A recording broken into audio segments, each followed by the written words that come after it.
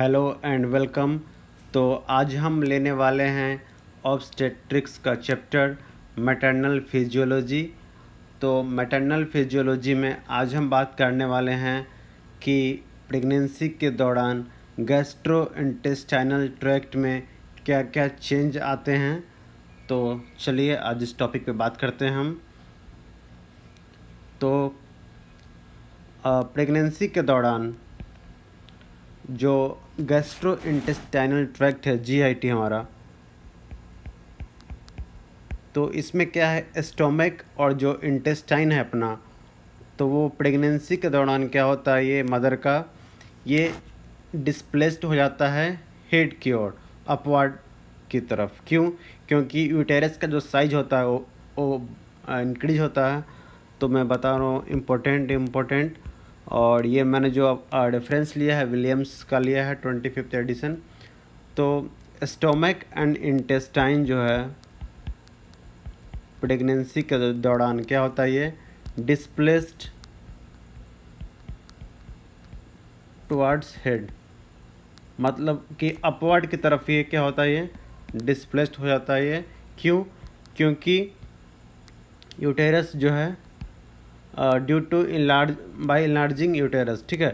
तो यूटेरस जो इनलार्ज होता है उसकी वजह से क्या होता है, ये अपना स्टोमक एंड इंटेस्टाइन मदर का ये डिस्प्लेस हो जाता है अपवर्ड की तरफ। फिर हम बात करते हैं अपेंडिक्स का। तो अपेंडिक्स क्या होता है कि अपेंडिक्स ये अपवर्ड एंड लेटरली डिस्प्लेस्ड हो जाता है अपेंडिक्स। तो अपवर्ड एंड लैटरली डिस्प्लेस्ड। फिर हम बात करते हैं क्या क्या होता है प्रेगनेंसी के दौरान। तो मस्ट इम्पॉर्टेंट है पायरोसिस। पायरोसिस को हम लोग बोलते हैं हार्ट बर्न। तो ये प्रेगनेंसी के दौरान होता है। तो ये होता क्यों है, ये कॉमन है एक्चुअली प्रेगनेंसी के दौरान। तो ये क्यों होता है? क्योंकि जो एसिडिक सिक्रेशन जो है लोअर वो रिफ्लक्स हो जाता है, ठीक है, और स्टोमक से लोअर एसोफेगस में, इसकी वजह से होता है। तो क्यों होता है? The reflux of acidic secretion, ठीक है, इनटू लोअर एसोफेगस। तो लोअर एसोफेगस में एसिडिक सिक्रेशन क्या होता है, इन्फ्लक्स हो जाता है। तो ये होता क्यों है ये? क्योंकि जो स्टोमक का जो पोजीशन होता है वो अल्टर हो जाता है, इसकी वजह से, due to altered stomach position. तो स्टोमक का जो पोजीशन अल्टर होता है, इसकी वजह से क्या होता है, ये पायरोसिस होता है। फिर क्या होता है, गैस्ट्रिक इम्पटिंग। तो गैस्ट्रिक इम्पटिंग टाइम जो है उसके बारे में बताता हूँ क्या होता है गैस्ट्रिक इम्पटिंग टाइम प्रेगनेंसी के दौरान।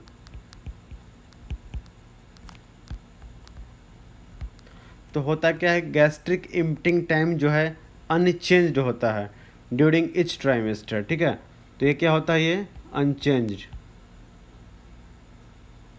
लेकिन ये गैस्ट्रिक इम्पटिंग टाइम जो है लेबर के दौरान, लेबर के टाइम के बाद क्या होता है, ये इंक्रीज हो जाता है। क्यों? क्योंकि एडमिनिस्ट्रेशन ऑफ एनाल्जेसिक। तो analgesic due to administration of analgesic, तो एनाल्जेसिक लेने के वजह से क्या होता है, ये गैस्ट्रिक इम्पटिंग टाइम जो है इंक्रीज हो जाता है, ठीक है। तो अब क्या होता है, एक हेमोरॉइड्स भी होता है प्रेगनेंसी के दौरान। हीमोरॉइड्स क्या, ये भी कॉमन है आपको प्रेगनेंसी के दौरान, कॉमन ड्यूरिंग प्रेगनेंसी। तो हेमोरॉइड्स जो होता है इसको कैसे मेजर करते हैं, ये कॉन्स्टिपेशन होता है इसमें, और कॉन्स्टिपेशन और रेक्टल वेन जो होता है उसमें जो प्रेशर होता है इंक्रीज कर जाता है, ठीक है। तो हेमोरॉइड्स में कॉन्स्टिपेशन और भी बहुत सारे सिम्टम्स है, क्या क्या होता है हेमोरॉइड्स में। और increase in pressure of rectal vein. तो रेक्टल वेन का जो प्रेशर है वो इंक्रीज कर जाता है, तो स्वेलन हो जाता है वो। तो ये हो गया आपका हेमोरॉइड्स के बारे में। अब बात करते हैं लीवर के बारे में। तो प्रेगनेंसी के दौरान लीवर में क्या क्या चेंज आते हैं। तो लीवर का जो साइज होता है, ठीक है, साइज़ में कोई बदलाव नहीं आता है। फिर हिपैटिक जो फंक्शन, लीवर का जो फंक्शन होता है, लीवर फंक्शन टेस्ट में हिपैटिक फंक्शन जो होता है क्या होता है, वो अल्टर्ड हो जाते हैं। तो हिपैटिक फंक्शन अल्टर्ड। तो मोस्ट इम्पोर्टेंट इसमें हम लोग को ध्यान रखना है कि टोटल अल्कलाइन फॉस्फेटेज एक्टिविटी जो है वो डबल हो जाता है, ठीक है। तो टोटल अल्कलाइन फॉस्फेटेज एक्टिविटी, तो टोटल अल्कलाइन फॉस्फेटेज एक्टिविटी ये क्या होता है, डबल, ठीक है। ये वेरी इंपॉर्टेंट है, याद रखना है। और सेरम अल्बुमिन जो लेवल है उसका वो घट जाता है, ठीक है। तो सेरम अल्बुमिन लेवल क्या होता है, ये डिक्रीज हो जाता है। अब उसके बाद क्या है, टोटल बॉडी अल्बुमिन लेवल जो है वो बढ़ जाता है। तो total body albumin level increases, ठीक है। तो ये हुआ लीवर का। लीवर में क्या क्या चेंजेज आते हैं प्रेगनेंसी के दौरान। अब बात करेंगे गॉल ब्लैडर के बारे में। तो हम बात करते हैं गॉल ब्लैडर के बारे में। तो इसमें क्या होता है कि गॉल ब्लैडर का जो कॉन्ट्रैक्टिलिटी है वो क्या होता है, रिड्यूस्ड हो जाता है, ठीक है। तो कॉन्ट्रैक्टिलिटी क्या हो जाएगा, ये रिड्यूस्ड हो जाएगा। तो मैं बताता हूँ क्यों रिड्यूस्ड होता है ये। तो आपको पता है कि कोलिसिस्टोकाइनिन एंजाइम CCK, राइट। तो ये क्या करता है, ये गॉल ब्लैडर का कॉन्ट्रैक्शन करवाता है, ठीक है। गॉल ब्लैडर का कॉन्ट्रैक्शन में हेल्प करता है कौन, आपका CCK एंजाइम। तो प्रेगनेंसी के दौरान क्या होता है कि प्रोजेस्टेरोन का सिक्रेशन होता है। तो प्रोजेस्टेरोन क्या करते हैं,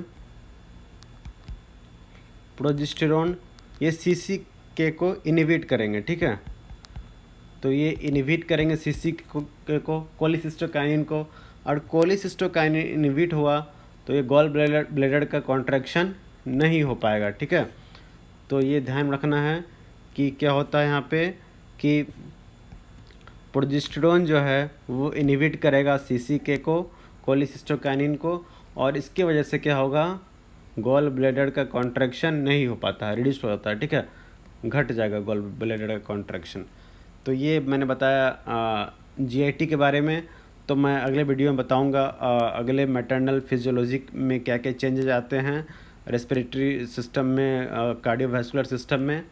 तो वीडियो कैसा लगा कमेंट बॉक्स में ज़रूर बताइएगा, और वीडियो को लाइक कीजिएगा और चैनल को सब्सक्राइब करना मत भूलिएगा।